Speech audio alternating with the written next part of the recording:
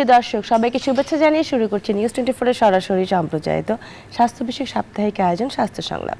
পুরো অনুষ্ঠান জুড়ে আপনাদের সাথে আছেন ডাক্তার তানিয়া আলম। প্রিয় দর্শক, আজ আমরা কথা বলবো এ সময়ের অসুখ বিসুখ এই বিষয় নিয়ে। আমাদের সাথে আছেন অধ্যাপক ব্রিগেডিয়ার জেনারেল অবসরপ্রাপ্ত AFM শামসুল হক, সাবেক প্রধান মেডিসিন বিভাগ আর্মড ফোর্সেস মেডিকেল কলেজ এবং সাবেক প্রধান হৃদরোগ বিভাগ সম্মিলিত সামরিক হসপিটাল ঢাকা। প্রিয় দর্শক, অনুষ্ঠানটি সরাসরি সম্প্রচারিত হচ্ছে। আপনার স্ক্রিনে দেখার নাম্বারে ফোন দিয়ে প্রয়োজনীয় পরামর্শ নিতে পারবেন। আসসালামু আলাইকুম স্যার, কেমন আছেন? আলহামদুলিল্লাহ, আপনি ভালো আছেন? আমাদের আজকের বিষয়টা স্যার এই সময়ের মানে অসুখ বিসুখ, যেটাকে আমরা বলি সিজনাল প্রবলেম, এবং আমি কিন্তু সেটাতে আক্রান্ত মনে হচ্ছে, একটু ঠান্ডা কাশি লেগেছে। তো স্যার আমি প্রথমেই শুরু করছি, এই যে এখন যে হঠাৎ করে প্রচণ্ড গরম, আবার দেখা যায় বৃষ্টি শুরু হয়ে যাচ্ছে, ঠান্ডা একটা ওয়েদার হচ্ছে, এসি ছাড়ছে, এসি বন্ধ করছি, মানে একটা মানে এসির ভিতর থেকে গরমে যাচ্ছি, বৃষ্টিতে ভিজে যাচ্ছি, এই সময় কিন্তু ঠান্ডা কাশি লেগে যায় সবারই। তো এই ক্ষেত্রে মানে কীরকম পেশেন্ট পাচ্ছেন আসলে আপনারা প্রথমে বলবেন?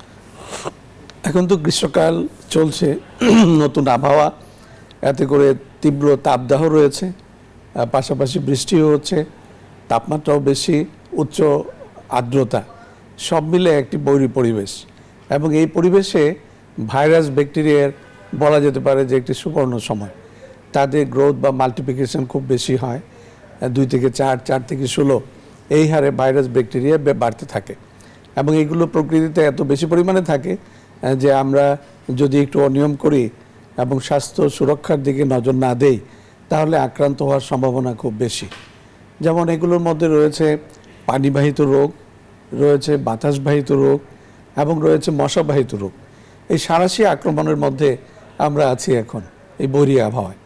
সেজন্য আমাদের স্বাস্থ্য রোগ সুরক্ষায় এগুলো জানতে হবে, পাশাপাশি আমাদের কি করণীয়, আমরা আজকে সেসব বিষয়ে আলোচনা করব। জি স্যার, আমাকে প্রথমে জ্বর নিয়ে কথা বলি, কারণ জ্বর কিন্তু দেখা যায় যে মোটামুটি এই সময়টাতে সবারই একটু একটু করে আসে।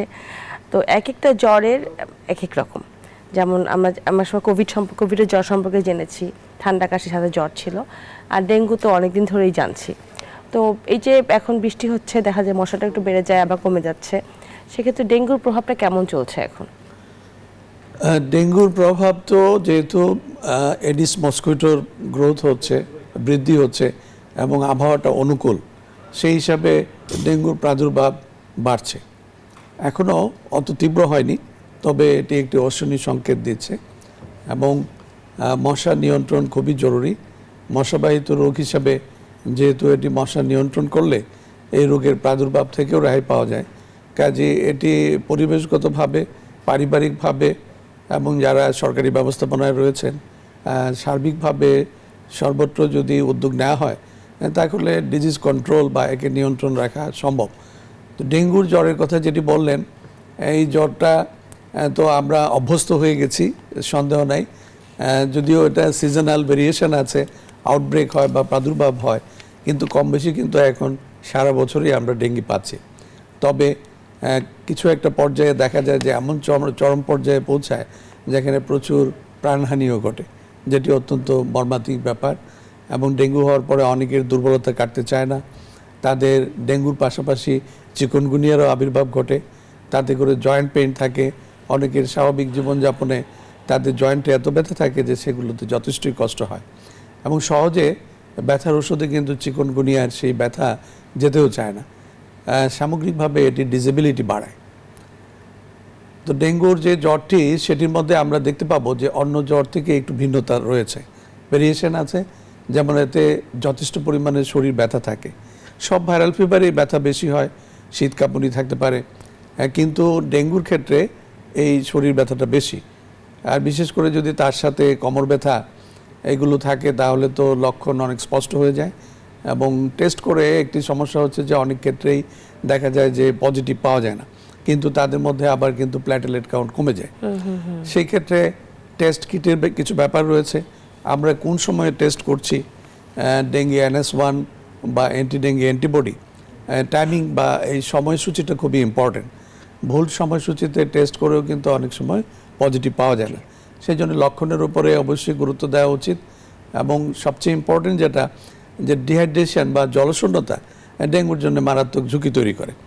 এতে করে যে টক্সিক অবস্থা তৈরি হয়, বিভিন্ন কমপ্লিকেশন, লিভার আক্রান্ত হয়, কিডনি আক্রান্ত হয়, এই জলশূন্যতা থেকে ইলেকট্রোলাইট ইমব্যালেন্স হয়, সোডিয়াম পটাশিয়াম কমে যেতে পারে।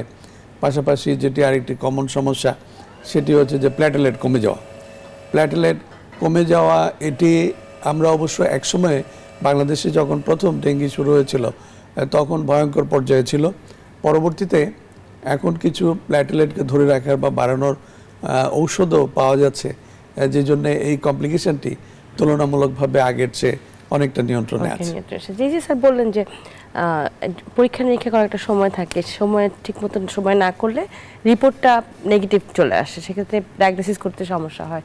তাহলে কোনো পেশেন্টের যদি ধরেন কোনো পেশেন্টের জ্বর আসলো এবং সাসপেক্ট করা হচ্ছে তার ডেঙ্গু হতে পারে, তো ডেঙ্গু হওয়ার জন্য মানে কখন টেস্টগুলো করবে, যেটা আমরা খুব কমনলি সবাই এখন জানে যে সিবিসি করতে হয়, NS1 করতে হয় এবং অ্যান্টিবডি করতে হয়, কিন্তু কখন কোনটা করবে একটু বলবেন?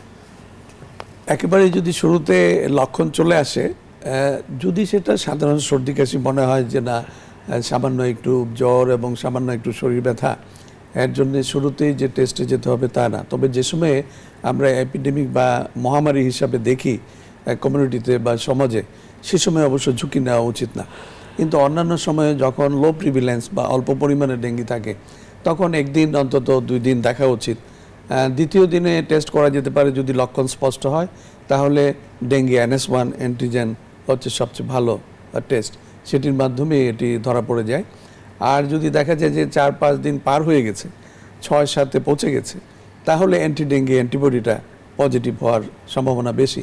কিন্তু ইন বিটুইন যদি টেস্ট হয় অনেক ক্ষেত্রেই সেটা নেগেটিভ হয়ে যায়। সেই ক্ষেত্রে কিন্তু রোগী স্বস্তি পায়, কিন্তু এটি ভুল বার্তা দেয় এবং এটি কোনো নিরাপত্তা প্রদান করে না। সেই জন্যে সেরকম হলে পরবর্তীতে যদি 6-7-এ পৌঁছে যায় তাহলে আবার অ্যান্টি ডেঙ্গি অ্যান্টিবডি টেস্ট করা উচিত যদি লক্ষণ স্পষ্ট হয়, সাথে যদি থ্রম্বোসাইটোপেনিয়া বা প্ল্যাটেলেট কাউন্ট কম থাকে। কনফার্মেশনের জন্য সেটি করা নিরাপদ হবে। আর এক্ষেত্রে এই যে এই সময় তো দেখা যায় যে আমরা প্রচণ্ড গরম পড়েছে, আমরা বাইরে যে খাওয়া দাওয়া করছি প্রচুর, দেখা যায় রাস্তায় অনেকে যারা অনেক বেশি যারা কাজ করে বাইরে থাকে তারা দেখা যায় হয় স্ট্রিট ফুডটা একটু খেয়ে ফেলে, বা আখের রস অথবা মানে শরবত এগুলো কিন্তু খাওয়া হয়। এক্ষেত্রে দেখা যায় ডায়রিয়া হয়ে যায় এবং হেপাটাইটিস নামেও যে জন্ডিস যেটা সেটাও হয়ে যায়। আবার অনেক সময় টাইফয়েড হয়, টাইফয়েডও কিন্তু পানিবাহিত রোগ যতটুকু আমরা জানি। আমাকে কি টাইফয়েড সম্পর্কে বলবেন? খাদ্যাভ্যাস এবং এই যে স্ট্রিট ফুড খাওয়ার আগ্রহ যাদের, তারা কিন্তু যেমন ফুচকা বা আখের রস বা যে রাস্তার পাশে যে শরবত, এগুলো খেয়ে কিন্তু অনেকেই ঝুঁকির মধ্যে পড়ে এবং অনেকেই হাসপাতালে ভর্তিও হতে হয়। আপনি ইতিমধ্যেই বলেছেন যে ভাইরাল হেপাটাইটিস যেটি জন্ডিস, এ ভাইরাস, ই ভাইরাস, এগুলো তো পানিবাহিত, যদিও বি আর সি হচ্ছে রক্তের মাধ্যমে ছড়ায়, এ আর ই কিন্তু প্রচুর পরিমাণে পাওয়া যায় এই সময়। বিশেষ করে অনেক রোগী কিন্তু হাসপাতালে ভর্তিও আছে viral hepatitis A, viral hepatitis E নিয়ে। পানিবাহিত রোগের মধ্যে ডায়রিয়া, ডিসেন্ট্রি এগুলো আছে, পাশাপাশি টাইফয়েড। এর যে ব্যাকটেরিয়া রয়েছে সালমোনেলা টাইফি বা সালমোনেলা প্যারাটাইফি, এগুলো কিন্তু পানিবাহিত। তো এগুলো বাহিরের খাবারের মধ্যে যথেষ্ট পরিমাণে থাকে। সেই খাবার যদি দীর্ঘক্ষণ খোলা অবস্থায় থাকে, যদি মাছি বসে বা ওখানে ব্যাকটেরিয়াল গ্রোথ হয়, তাহলে দেখা যায় যে ওই খাবার থেকে কিন্তু এটি সংক্রমণ খুব বেশি হচ্ছে এবং টাইফয়েডের সংখ্যা কিন্তু যথেষ্ট। হাসপাতালেও রোগী ভর্তি থাকছে। জটিলতা হচ্ছে যে দীর্ঘদিন ইঞ্জেকশনের মাধ্যমে চিকিৎসা চলে, ডিহাইড্রেশন হয়, স্যালাইন নিতে হয়, আর্থিক ক্ষয়ক্ষতির পরিমাণও কিন্তু কম নয়, স্বাস্থ্যহানি তো আছেই। সব মিলে যারা স্ট্রিট ফুড লাভার, যাদের আগ্রহ, তাদের জন্য একটি কড়া সতর্কবার্তা, সেটি হচ্ছে যে অবশ্যই ফ্রেশ খেতে হবে, অবশ্যই ফোটানো পানি খেতে হবে এবং রাস্তার ধারের খাবার বর্জন করতে হবে, না হলে টাইফয়েড হওয়ারও যথেষ্ট সম্ভাবনা থেকে যায়। টাইফয়েড জ্বর থেকে সাধারণত অনেক সময় দেখা যায় যে যেটা যারা সাফার করেছে তারা কিন্তু যেন অনেক সময় দেখা যায় পেটে ব্যথা শুরু হয়ে যায়, যেহেতু এটা পানিবাহিত রোগ, খাবারের মাধ্যমে যাচ্ছে। তো সেক্ষেত্রে জটিলতা কি কি হতে পারে? একটা তো জ্বর, জ্বরের কারণে তার দুর্বলতা সেটা ঠিক আছে, এবং দেখা যায় যে বেশিরভাগ সময় হসপিটালে অ্যাডমিট থেকে তারপরে তাকে ইনজেক্টেবল ফর্মে অ্যান্টিবায়োটিক নিতে হয়। এছাড়া কি কি আর কি জটিলতা হতে পারে? একটি সময় ছিল যখন আমরাই ছাত্র জীবনে ছিলাম, মেডিকেল কলেজের স্টুডেন্ট, তখন আমরা দেখেছি যে টাইফয়েড নিয়ে মারাত্মক সব জটিলতা নিয়ে রোগীদেরকে আসতে দেখেছি। যেমন তীব্রভাবে চুল পড়ে যাওয়া, তীব্রভাবে পেটে ব্যথা, এবং পেটের যে নাড়ি আছে ইন্টেস্টিন সেটি ফোঁটা হয়ে গেছে, পারফোরেশন নিয়েও আসছে। এমন জটিল অবস্থায় আমরা রোগী পেয়েছি, অনেকের মৃত্যুও হয়েছে। ইদানিং যেটি হচ্ছে, যেহেতু চিকিৎসার সহজলভ্যতা আছে, টেস্ট করা আগের চেয়ে অনেক সহজ, কাজে অনেক ক্ষেত্রে দেখা যায় যে টাইফয়েডের আর্লি ডায়াগনোসিস হচ্ছে এবং বেশিরভাগ রোগী এতদূর জটিলতার মধ্যে যেতে হয় না। এটি একটি ভালো দিক। কিন্তু কেউ যদি এটিকে অবহেলা করে তাহলে পেটে ব্যথা হয়ে এমনকি পারফোরেশন অফ দি ইন্টেস্টিন, যে অন্ত্রের ফোঁটা হয়ে যাওয়া ইনফেকশন থেকে, সেরকম ইমার্জেন্সি তৈরি হতে পারে, মৃত্যুর ঝুঁকিও রয়েছে। এক্ষেত্রে এই জন্যই অবশ্যই ডাক্তারের পরামর্শে আসলে অ্যান্টিবায়োটিকটা কন্টিনিউ করা উচিত। কিন্তু টাইফয়েড যে জ্বর, সেই ক্ষেত্রে কিছু টেস্ট করা হয়।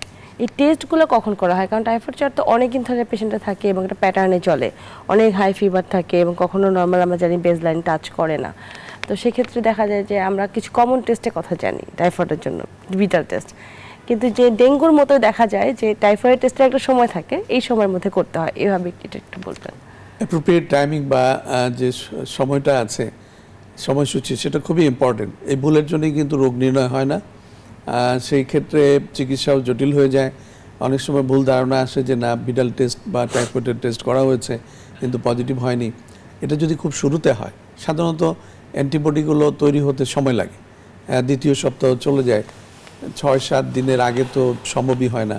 সেই ক্ষেত্রে ভিটাল টেস্ট 7 দিন অথবা তার পরবর্তী সময়ে করাটা উচিত, না হলে কিন্তু এটা অ্যাপ্রোপ্রিয়েট হবে না এবং রোগের নির্ণয়ে এটা জটিলতাই হবে।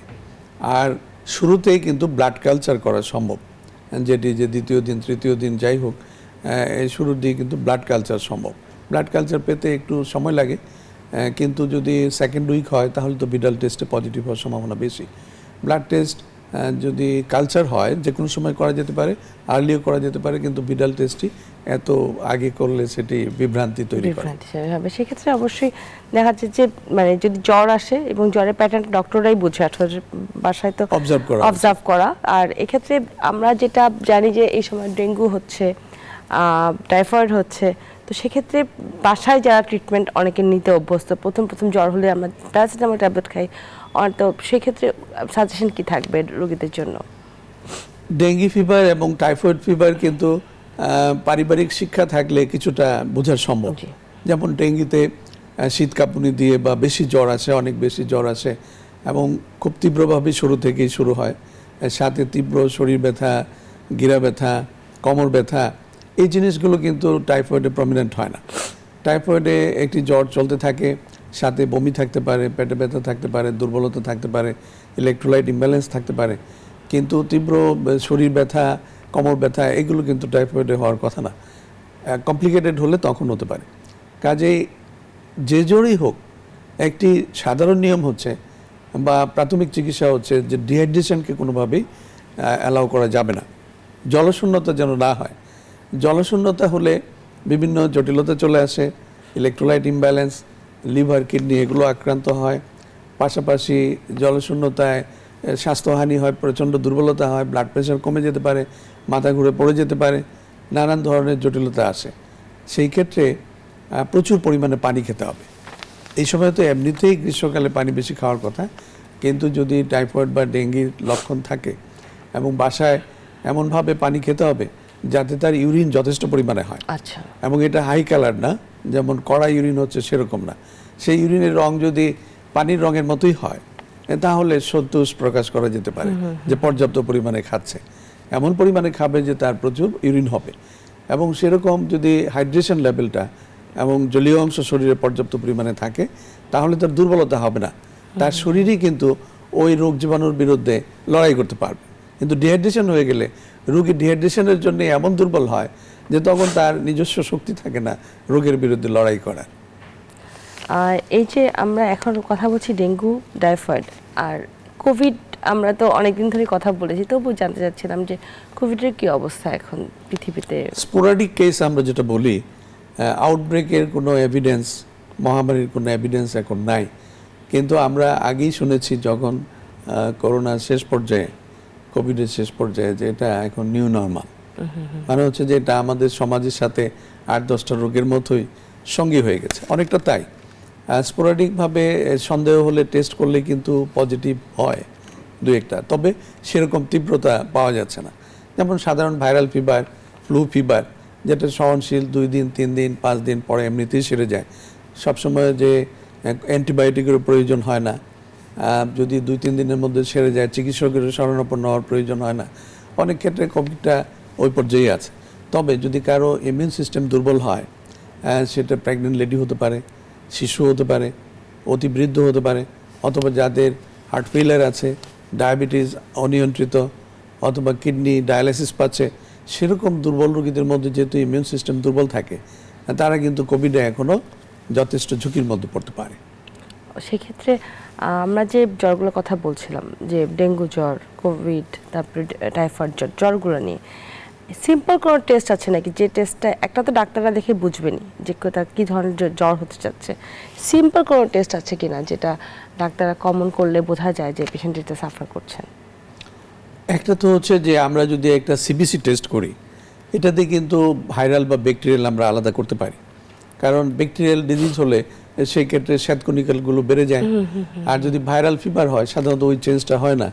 আর ডেঙ্গু বা এই সমস্ত জ্বরে দেখা যায় যে প্ল্যাটেলেট কাউন্টটা কমে আসে। কাজে এটা আমাদেরকে একটা ইঙ্গিত দিতে পারে জ্বরের যে কোনো পর্যায়ে। এছাড়া বাকি টেস্টগুলো তো আমরা আলোচনা করেছি যে নির্দিষ্ট সময়সূচি অনুযায়ী করতে হবে। তো করোনা টেস্ট কিন্তু আমাদের ল্যাবগুলোতে অ্যাভেলেবল আছে। সেরকম যদি কারোর সন্দেহ হয় যে না হাঁচি হচ্ছে এবং একটু ব্যতিক্রমধর্মী জ্বর মনে হচ্ছে, বা বিদেশ থেকে আসছে, বা কোনো রোগীর পজিটিভ হয়েছে, তার পরিচর্যায় সে ছিল, সেক্ষেত্রে টেস্ট করে কিন্তু সেটি কনফার্ম করা সম্ভব। আমরা হেপাটাইটিস নিয়ে কথা বলছিলাম, যে পানিবাহিত রোগের মধ্যে হেপাটাইটিস এক ধরনের, আপনি বলেছেন এ আর ই, এই দুটোর মধ্যে আছে। তো এগুলো সাধারণত বাইরের খাবার খেলেই হয়, পানিবাহিতভাবে, মানে কোনো ধরনের কোনো জার্ম সহ কোনো খাবার খেলেই কি হয়, নাকি অন্য কোনোভাবে হওয়ার চান্স থাকে?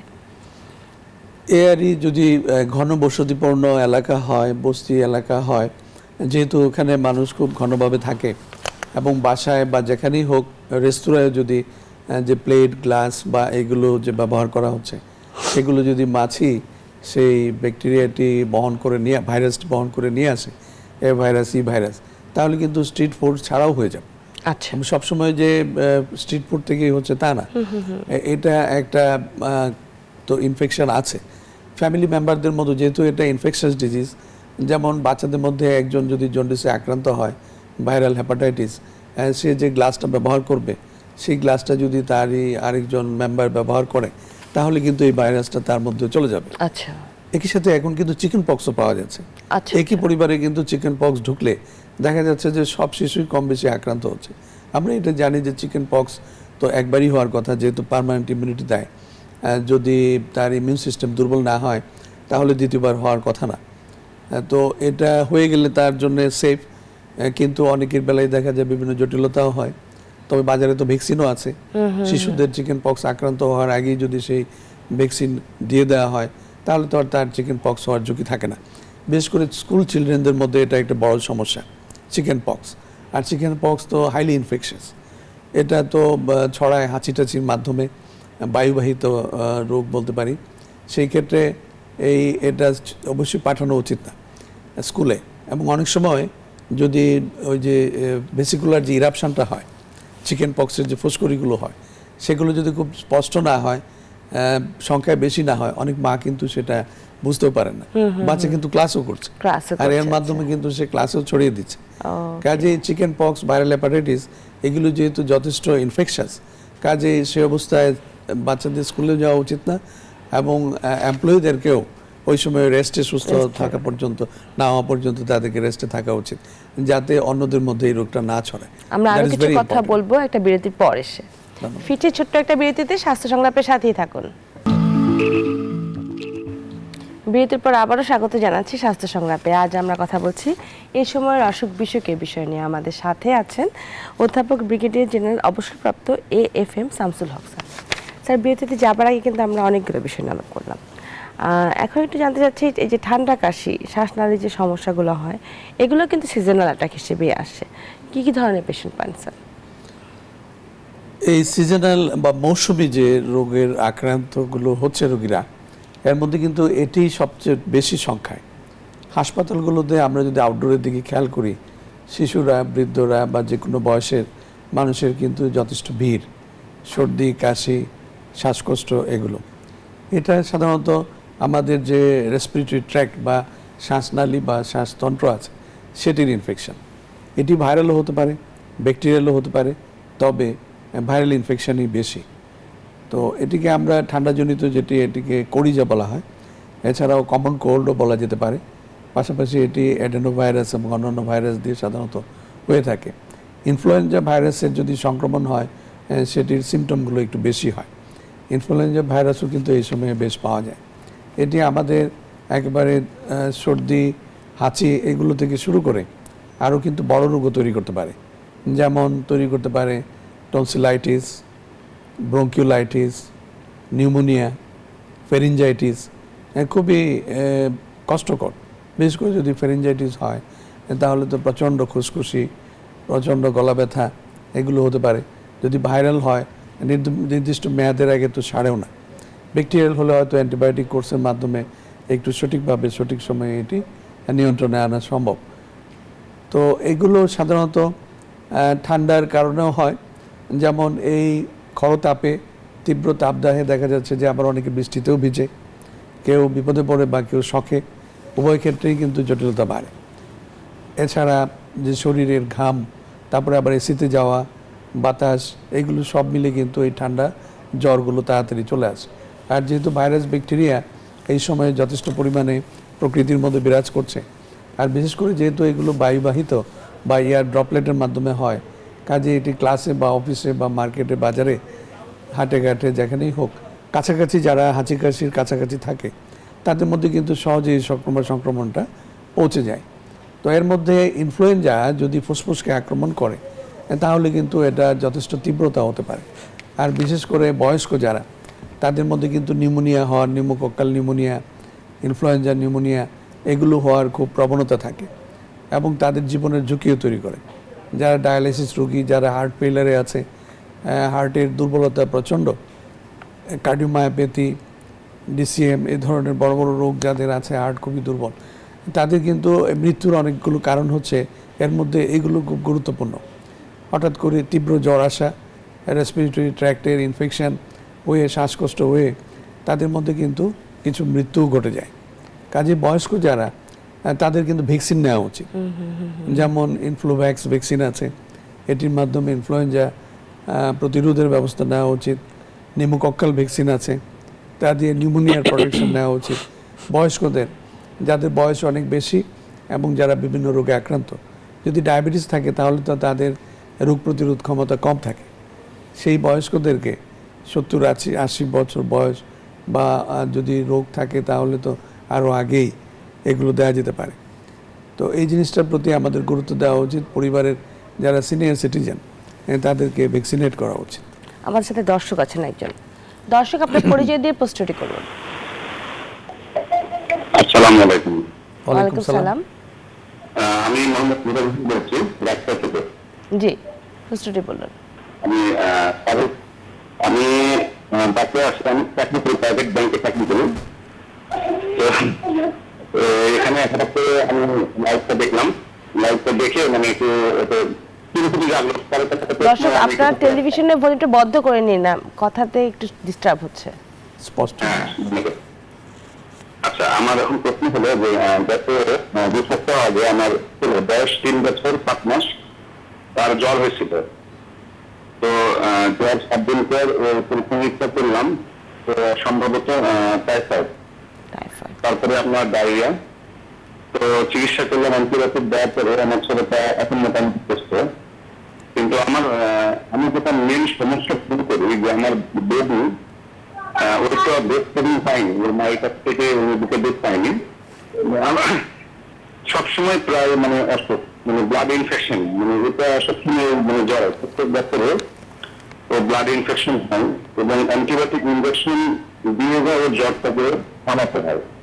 কোনো ধরনের মুখে খাওয়া ওষুধ বা সাপোজিটরি রুটিনে থাকে তাকে মানে কন্ট্রোল করতে পারে না, ওর জ্বর থাকে। আমার স্যারের কাছ থেকে আমি কিছু সাজেশন পাচ্ছিলাম যে আসলে তাকে মানে কি ধরনের মেনটেন করবো, মানে এই ধরনের ইয়ে থেকে মুক্তি পাওয়ার জন্য? ধন্যবাদ প্রশ্নের জন্য। ধন্যবাদ তো দর্শক। আমরা যেটি জানলাম যে এই ছোট শিশু রোগে আক্রান্ত হচ্ছে এবং সে ব্রেস্ট ফিডিং হয়নি। ব্রেস্ট ফিডিং হলে কিন্তু নিউবর্ন বেবিদের বা ছোট শিশুদের ইমিউন সিস্টেম অনেক ভালো থাকে। তো সেটি যদি না হয় অতিরিক্ত সতর্কতার প্রয়োজন আছে। বাচ্চাদের মধ্যে কিন্তু একটি প্রবণতা আছে, তারা যে কোনো জিনিস মুখে নেয় এবং তারা আঙ্গুল হয়তো ময়লা হাতাচ্ছে, কোনো জিনিস হাতাচ্ছে, এটি আবার আঙ্গুলটা তার মুখে চলে যায়। এটি কিন্তু একটি মারাত্মক বিপজ্জনক ব্যাপার। কারণ টাইফয়েড যে পানিটা আপনি খাওয়াচ্ছেন, যদি সোয়ারেজ লাইনের পানিটা ঠিক থাকে, আমাদের যে ট্যাপের পানি আছে সেটা কিন্তু ফুটিয়ে দেওয়া উচিত এই বাচ্চাটাকে, যেহেতু তার টাইফয়েড হয়েছে।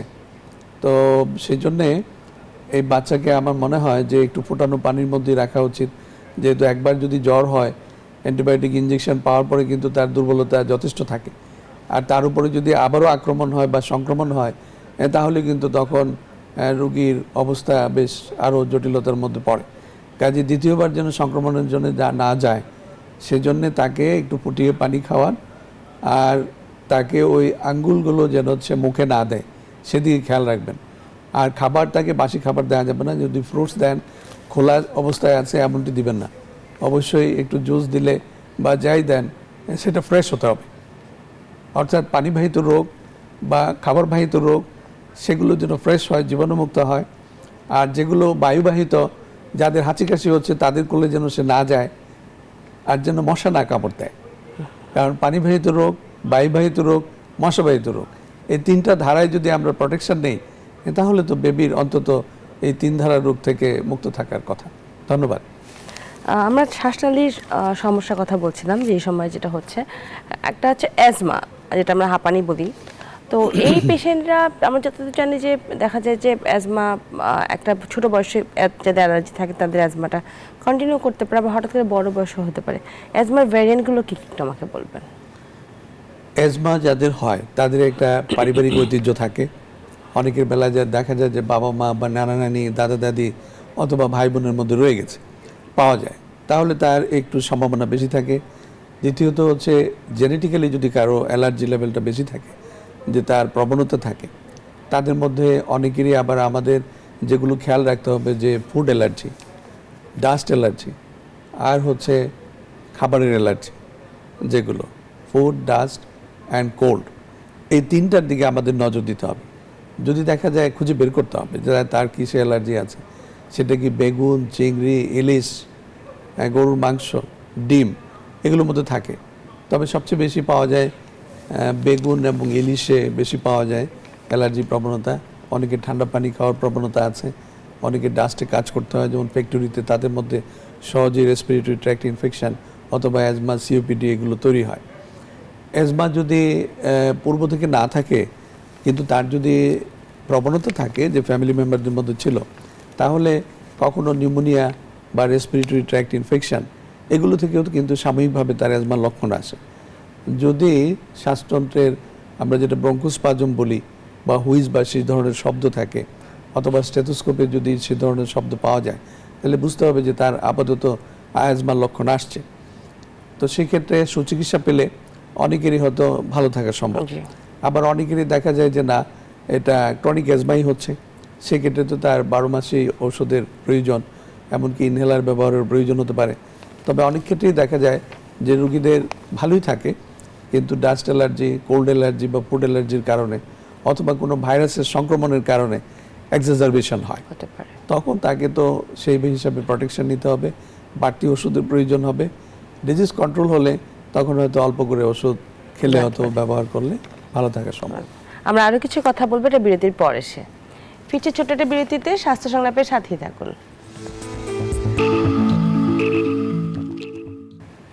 বিরতির পর আবারও স্বাগত জানাচ্ছি স্বাস্থ্য সংলাপে। আজ আমরা কথা বলছি এ সময়ের অসুখ বিসুখ এই বিষয় নিয়ে। আমাদের সাথে আছেন অধ্যাপক ব্রিগেডিয়ার জেনারেল অবসরপ্রাপ্ত AFM শামসুল হক। স্যার, বিরতিতে যাবার আগে কিন্তু আমরা অনেকগুলো বিষয় নিয়ে আলাপ করলাম। একটা খুব কমন একটা সমস্যার কথা আমি বলতে চাচ্ছি আপনাকে, যেটা হচ্ছে আমাদের এই যে জ্বর হচ্ছে বা ঠান্ডা কাশি, শ্বাসনালীর সমস্যা হচ্ছে বা গলা ব্যথা হচ্ছে বা ডায়রিয়া হচ্ছে, যে কোনো একটা প্রবলেম হওয়ার সাথে সাথে আমরা করি কি, একটা দোকানে গিয়ে এখনও খুব কমন প্রবলেম, ডাক্তারের কাছে আমি প্রথমে যাই না, আমরা আগে একটা ফার্মেসিতে গিয়ে একটা ওষুধ নিয়ে আসি, যে কোনো অ্যান্টিবায়োটিক, ব্যথা ওষুধ আলাদা, একটা অ্যান্টিবায়োটিক নিয়ে আসি, ইমিডিয়েট আমাদের কোনো সমাধান লাগবে, আমরা ওয়েট করতে চাই না। এই যে আমরা অ্যান্টিবায়োটিকটা হঠাৎ করে কোনটার জন্য কোন অ্যান্টিবায়োটিক লাগবে আমরা সেটা বুঝে না বুঝে নিয়ে আসি এবং ফার্মেসি থেকে দিয়ে দিচ্ছে, পেট খারাপ এটা নেন, ওটা খারাপ এইভাবে হচ্ছে, এটা সাইড ইফেক্টটা কত দূর সামনে কি হতে পারে বা এখন কি অবস্থা? ধন্যবাদ। আমাদের স্বাস্থ্য ব্যবস্থায় ওভার দি কাউন্টার অ্যান্টিবায়োটিক যে ক্রয় করার যে ব্যবস্থাপনা রয়ে গেছে, এটি কিন্তু ধীরে ধীরে একটি মারাত্মক বিপর্যয়ের দিকে নিয়ে যাচ্ছে। কারণ অ্যান্টিবায়োটিকের অপব্যবহার ড্রাগ রেজিস্ট্যান্স তৈরি করছে, অর্থাৎ জীবাণুগুলো এই ওষুধগুলোকে চিনে ফেলছে এবং তাদের মিউটেশনের মাধ্যমে রোগ প্রতিরোধ ক্ষমতা, তারা ওই রেজিস্ট্যান্স তৈরি করছে, প্রতিরোধ ব্যবস্থা তৈরি করছে, এতে করে অ্যান্টিবায়োটিকগুলো কার্যকারিতা হারাচ্ছে। সারা বিশ্বব্যাপী এখন একটি আলোচিত বিষয় যে অ্যান্টিবায়োটিক রেজিস্ট্যান্স, এবং কোনো ভালো অ্যান্টিবায়োটিক বিগত নিকট অতীতে কিন্তু আসেনি। যে অ্যান্টিবায়োটিক যেগুলো আসছে সেগুলো আমরা দীর্ঘদিন ধরে ব্যবহার করছি, এগুলো ধীরে ধীরে কার্যকারিতা হারাচ্ছে সারা বিশ্বব্যাপী। এই জন্যেই কিন্তু বিভিন্ন সময়ে বিশেষজ্ঞরা বলছেন, এমনকি বিল গেটসও এক সময়ে ভবিষ্যৎবাণী করেছিলেন যে আগামী দিনে এই জীবাণুই হবে মানব জাতিকে বিলুপ্ত করার মতো একটি পরিস্থিতি তৈরি করবে। কারণ যদি ভাইরাস এবং ব্যাকটেরিয়া ইনফেকশনে আমরা যদি সে ধরনের মোক্ষম ঔষধ না দিতে পারি, তাহলে তো মানুষ মৃত্যুর কোলে ঢলে পড়বে। আমরা তো সেই কোভিড দেখেছি, করোনা ভাইরাস দেখেছি, বা এখনও আছে। এগুলো যে সহনশীল পর্যায়ে আসছে, কিন্তু মানব জাতির জন্য যে কত বড় চ্যালেঞ্জ তৈরি করেছিল, আগামী দিনে আবারও ঝুঁকি আছে।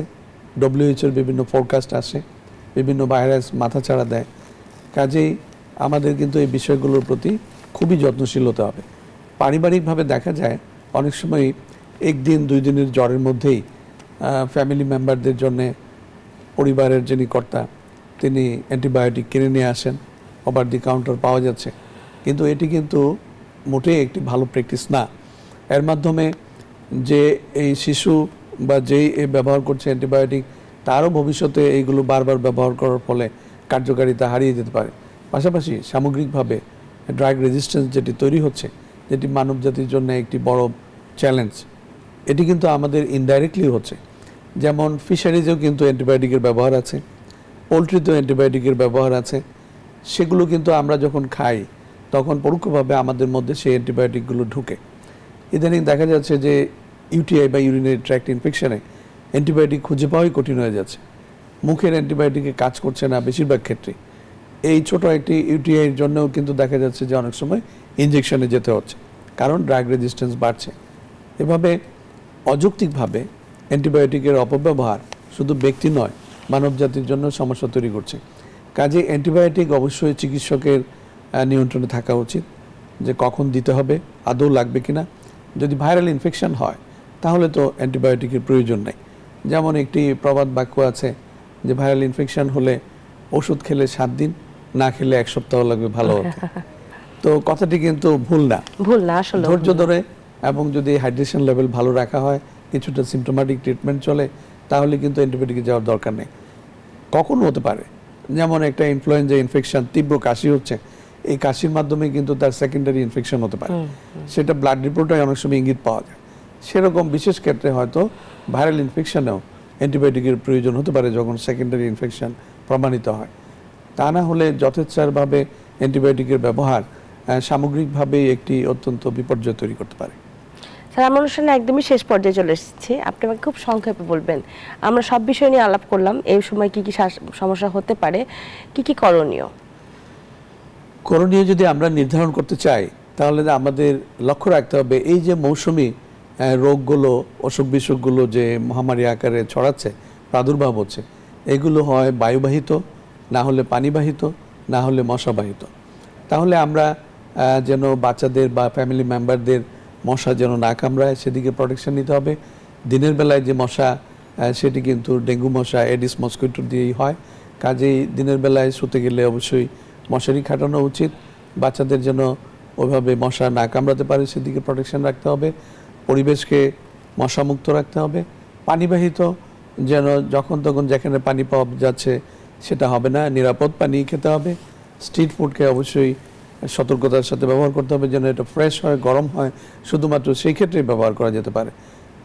আর যেটি আছে যে আমাদের বাসায় যে ভুলটি হয় যে ফ্রিজের পানি খাওয়া বা চিংড়ি বেগুন এগুলো প্রতি আগ্রহ থাকা, যেগুলো থেকে অ্যালার্জি হচ্ছে, হাঁচি কাশি হচ্ছে বা অ্যাজমা রোগীদের এগুলো সারছে না, কাজেই পানিবাহিত এবং বায়ুবাহিত স্কুলে যেন ওই বাচ্চাটা না যায় যার হাঁচি কাশি সর্দি বেশি হচ্ছে, একটি কমন কোল্ডের প্রবলেম হচ্ছে, এগুলো তো ভাইরাস সাধারণত অ্যাডেনো ভাইরাস দেওয়া হয়, এবং যেন দূরত্ব বজায় রাখে, যে হাঁচি দিবে সে যেন হাতের প্রোটেকশন নেয়, আর যে থাকে পাশে সেই জন্য একটু দূরত্ব বজায় রাখে।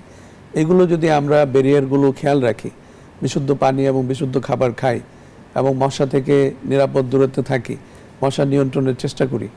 আরেকটি হচ্ছে এই তীব্র দাবদাহের মধ্যে কিন্তু হিটস্ট্রোকও হয়, জি। যেটি আমরা আলোচনায় অতটা আনিনি, হ্যাঁ, হয়তো আমরা শেষ এর পরে পর্যায়ে আমি হয়তো বলে কখনো নিচ্ছি। আলোচনা করতে পারবো। হিটস্ট্রোকের জন্য সেটি হচ্ছে তীব্র যারা আউটডোরে থাকে জি। তারা 2 ঘন্টা সান এক্সপোজারে থাকলে তারপরে বিশ্রামে যেতে হবে, হাইড্রেশন করতে হবে, আবার রোদে তাপে আছে আবার বৃষ্টিতেও ভিজছে, এ ধরনের অবস্থায় কখনোই যাওয়া যাবে না।